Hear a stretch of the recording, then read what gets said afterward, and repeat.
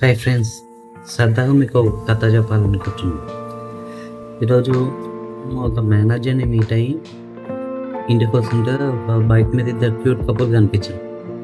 వాళ్ళని చూసి నవ్వుకొని ఇంటికి వచ్చి ఇన్స్టాగ్రామ్ ఓపెన్ చేసి రీల్స్ చూస్తుంటే అలాంటి వీడియోలే వస్తున్నాయి. అలాంటి క్యూట్ కపుల్ వీడియోసే వస్తున్నాయి. అట్లా కొంచెం టైం పాస్ చేసిన. అదే టైంలో నా ఫ్రెండ్ గారు కూడా సేమ్ అలాంటి రీలే సెండ్ చేసింది. చూసిన, నవ్వుకునేటప్పుడు నాకు వచ్చిన థాట్ ఇది. స్టోరీలోకి వెళ్తే ద్వాపర యుగం అంటే మన కలియుగం కంటే ముందు జరిగిన ద్వాపర యుగంలో రాక్షసులందరూ కలిసి ఈ దేవుళ్ళని చంపేసి ఈ దేశాన్ని, ఈ రాష్ట్రాన్ని, ఈ భూలోకాన్ని పరిపాలించాలని ఒక కోరిక రాక్షసులందరికీ. అయితే రాక్షసులందరూ ఏం చేస్తారు, అందరు కలిసి దేవుళ్ళని చంపేసి మనమే ఈ భూమిని, లోకాన్ని పాలిందామని చెప్పి వాళ్ళు ఫిక్స్ అయ్యి దేవుళ్ళ మీద యుద్ధాన్ని ప్రకటిస్తారు.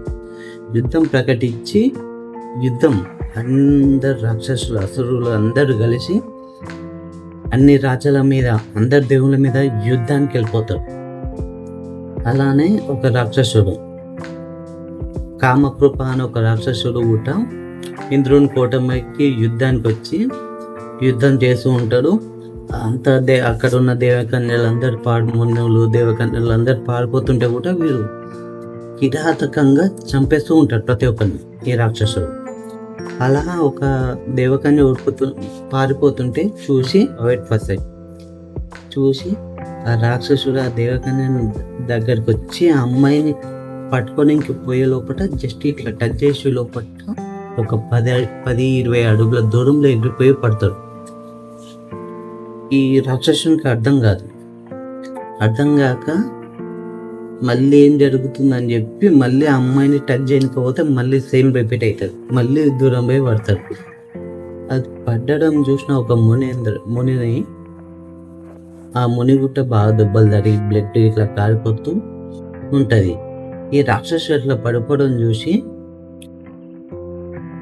నవ్వుతాడు. నవ్వే వాడకల్లా రాక్షసుని కోపం వచ్చి ముని దగ్గరకు వచ్చి ముని గొంతు పట్టి ఇట్లా పైకి లేపి, నేను కింద పడడం నువ్వు చూసి నవ్వుతున్నావా, నీకంతా నవ్వులాటగా ఉందని చెప్పి, అంత సరదాగా ఉందా అని చెప్పి ఆ మునిని గొంతు పట్టి పిసుకుతుంటే ముని అంటాడు, త్రేతాయుగంలో ఆ అమ్మాయి ఎన్నో పుణ్యాలు చేసింది, అలాంటి అమ్మాయిని నువ్వు టచ్ కూడా చేయలేవు, నువ్వు ముట్టుకుంటే నువ్వు భస్మం అయిపోవాల్సిందే, కానీ ఆ అమ్మాయి మాత్రం నీకు దక్కదు అని చెప్పేసాడు. కల్లా గట్టిగా గొంతు బిసికి ఆ మునిని చంపేస్తాడు రాక్షసుడు. అది చంపేసి ఇట్లా అమ్మాయి పారిపోతుంటే అమ్మాయి తిక్కు చూస్తూ ఉంటాడు. పక్కకు తిరిగే వరకలు భస్మాసుడు ఒక్కొక్క రాక్షసుడి మీద చేయబెట్టి చిన్న దేవుళ్ళు ఉంటారు కదా, భస్మాసుడు ఏం చేస్తాడు, చిన్న దేవుళ్ళ మీద చేయబెట్టి భస్మం చేస్తూ ఉంటాడు.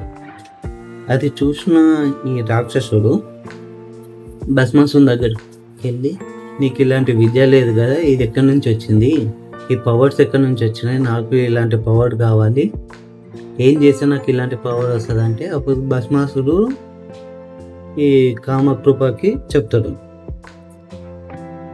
నేను ధ్యానం చేసిన, ఆ శివుడిని ఆరాధించిన, ఆ శివుడు ప్రత్యక్షమై నాకు ఈ వరం ఇచ్చిండు, అందుకే నాకు ఇలాంటి పవర్స్ వచ్చినాయంటే, నేను కూడా శివుడిని పూజిస్తా, నాకు ఇలాంటి వరం వస్తుందా అంటే, ఖచ్చితంగా వస్తుంది, నువ్వు వెళ్ళి శివుడిని పూజించు, శివుడు ప్రత్యక్షమై నువ్వు కోరుకున్న కోరిక ఖచ్చితంగా నెరవేరుస్తారు అని చెప్పేసరికి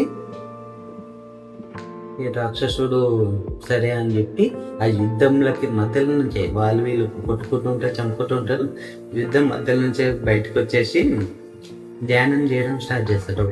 ఒక అడవి లాంటి ప్లేస్లోకి వెళ్ళి ధ్యానం స్టార్ట్ చేస్తారు. ధ్యానం చేస్తూ ఉంటారు. కొన్ని నెలలు, కొన్ని సంవత్సరాలు అయిపోతాయి. శివుడు ప్రత్యక్షం ఇస్తారు.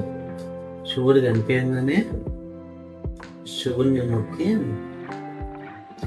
అలాంటి అసురుల చక్రవర్తి నేను పూజిస్తున్నా అంటే ఏమో అనుకున్నా, ఈరోజు నువ్వు నా అవసరం తీర్చే సమయం నీకు ఇచ్చిన నాకు వరం కావాలి అని శివుని అడుగుతాడు.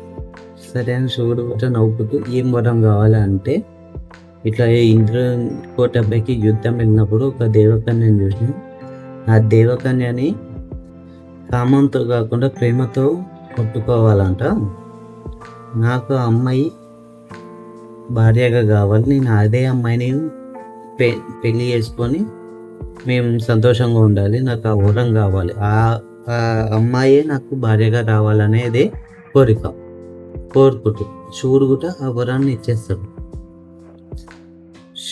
శివుడు వరం ఇచ్చేవాడు కల్లా ఈ రాక్షసుడు వెళ్ళి వెంటనే ఇంద్రుని కోట పైకి వచ్చి ఆ అమ్మాయి ఎక్కడ అది అని చూస్తూ ఉంటారు. అక్కడనే ఒక రాజుతోటి ఆ దేవకన్యకి పెళ్లి జరుగుతూ ఉంటుంది.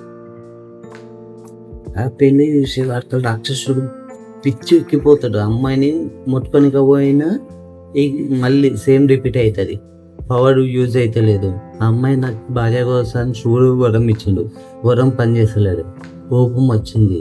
మళ్ళీ కైలాసం ఎక్కడుందని చెప్పి తోలాడుకుంటా కైలాసాన్ని తోలాడి కైలాసంలోకి వెళ్ళి శివుడు ధ్యానం చేస్తుంటే శివుని జంపనికి పోతుంటే నంది అడ్డుపడుతుంది. నంది అడ్డంగా ఉండి నంది యుద్ధం చేసి అతన్ని చంపేస్తుంది, రాక్షసుని చంపేస్తుంది. రాక్షసుడు కొన ఊపిరితో ఉండి, ఏ శివ, నువ్వు దేనికి పనికిరానువి, నువ్వు ఇచ్చిన వరం కూడా నాకు దేనికి పనికిరాలేదు, మీరు దేవుళ్ళని చెప్పుకొని ఈ అమాయకమైన జనాలని మోసం చేస్తుంటారు, మీకంత సీన్ లేదు అని చెప్పి అనేవాడు కదా. శివుడి కళ్ళు తెచ్చి చిన్న స్మైల్ ఇస్తాడు. రాక్షసుడు చనిపోతాడు.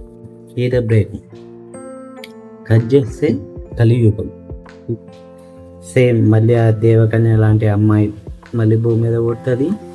ఈ రాక్షసుడు లాంటి విలన్ మళ్ళీ భూమి మీద పుడతాడు, మాస్ క్యారెక్టర్. ఇంకోటి హీరో, యాక్చువల్గా హీరో కూడా భూమి మీద పుడతాడు. కట్ చేస్తే కాళీ సౌందర్య అనేది ఇద్దరిది ఒకటే ఏరియా, అంటే ఒకటే కాలనీ, నియర్ బై ఒకటే కాలనీలో ఉంటారు, పక్క కాలనీలో. కాళీ అమ్మాయిని రోజు చూస్తూ ఉంటారు, అమ్మాయి అంటే చాలా ఇష్టం.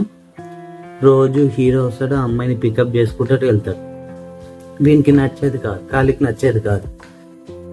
సరే మనమైతే ఎట్లా ఇష్టం కదా, ప్రపోజ్ చేద్దాం, యాక్సెప్ట్ చేసే ఓకే, లేకపోతే లేదు అని చెప్పి ఈ డైలీ అమ్మాయితో వెళ్ళడం, మాట్లాడడం, అమ్మాయి ఇద్దరితో ఫ్రెండ్షిప్ చేస్తూ ఉంటుంది.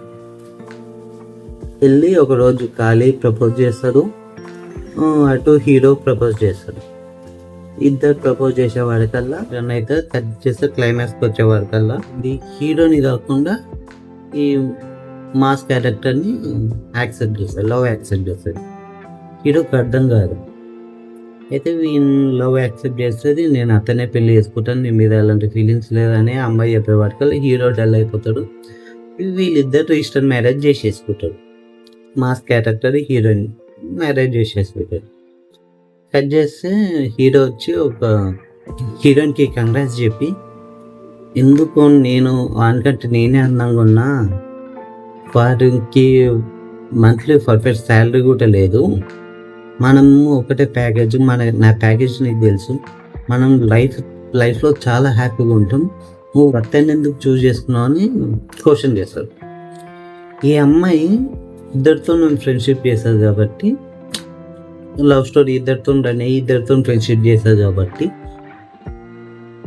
వాని ఫేస్ చూసి నువ్వు ఎలా అంటున్నావు, నువ్వు వాని ఫేస్ చూసినావు, నేను వాని క్యారెక్టర్ చూసినా, వాని ముఖం బాలకపోయినా కానీ అనుగుణం చాలా బాగుంది, ఎలాంటి విషయాలకైనా సరే వెనక ముందు ఎక్కడ అన్యాయం జరిగితే ఒబోలో వచ్చి చేస్తారని పిలవడకుండా మీరే తెగిచ్చి నిలబడతారు చూసినావా, అది నాకు చాలా నచ్చింది, వెనకడుగు వేసేటోడు కాదు, అందుకే నేను అది చూసి ఇతన్ని ఇష్టపడ్డా, అంతేగాని వేరే లేదు, ముఖం కంటే గుణం గొప్పది కదా అని చెప్పి హీరోయిన్ అంటారు. హీరో వచ్చిన స్మైల్ ఇచ్చి అక్కడ నుంచి వెళ్ళిపోతుంటారు. కట్ చేస్తే మళ్ళీ కైలాసం నంది శివుడితోనే, శివయ్య నువ్వు అప్పుడు ఆ రాక్షసునికి వరం ఇచ్చినావు, అది పనిచేయలేదు. నేను కూడా చాలా బాధపడ్డా, నీ వరం పనిచేయకపోవడం ఏంది అని చెప్పి నాలో నేను ఎన్నో ప్రశ్నలు వేసుకున్నా. కానీ నువ్వు ఆ జన్మలో ఆ రాక్షసునికి ఆ జన్మలో వరం ఇచ్చి ఈ జన్మలో ఈయనకి ఆ వరం నెరవేరింది. నిన్ను తప్పుగా అనుకున్నా శివయ్య, నన్ను క్షమించగల. శివుడు చిన్న స్మైల్ ఇచ్చి, మన పాపపుణ్యాలు గతాన్ని భవిష్యత్తుని నిర్ణయిస్తాయి. గతంలో ఈ పాపం చేస్తే భవిష్యత్తులో ఖచ్చితంగా శిక్ష పడుతుంది. గతంలో పుణ్యం చేస్తే భవిష్యత్తులో కూడా మనకి దానికి రిజల్ట్స్ ఉంటాయి అంతే అని చెప్పి చిన్న స్మైల్ ఇస్తారు. The end. ఈ స్టోరీ మీకు నచ్చితే ఎలా ఉందో చెప్తే, బాగాలేకపోయినా సరే కామెంట్ చేయండి, బాగున్నా సరే నన్ను ఎంకరేజ్ చేయండి. బాయ్.